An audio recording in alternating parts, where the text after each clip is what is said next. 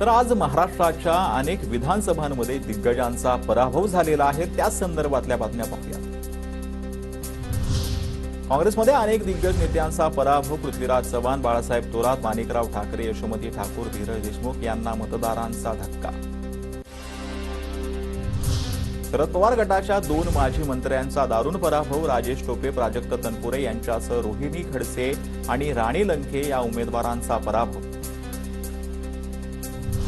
माहीम, दादर आणि प्रभादेवीतील जनतेचा कौल मला मान्य हा प्रवासाचा शेवट नसून एक नवीन सुरुवात। अजून संघर्ष करून माझं कर्तृत्व सिद्ध करेन। विधानसभेतील पराभवानंतर अमित ठाकरेंची पोस्ट।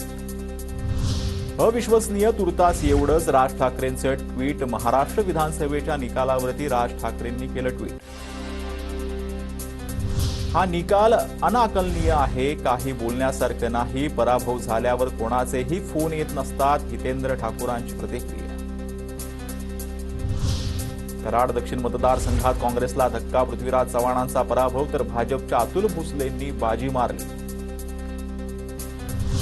संगमनेर मतदारसंघात भाजपच्या अमोल खताळ यांच्याकडून बाळासाहेब थोरातांचा धक्कादायक पराभव। दरम्यान हा निकाल धक्कादायक, जनसामान्यांच्या मनात निकालाविषयी शंका।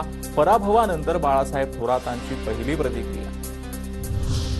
कल्याण ग्रामीण मतदारसंघात मनसेच्या राजू पाटलांचा पराभव। शिवसेना शिंदे गटाच्या राजेश मोरेंचा 66,000 मतांनी विजय। सांगोल्यात शहाजी बापू पाटलांचा पराभव। शेतकरी कामगार पक्षाचे बाबासाहेब देशमुख विजयी।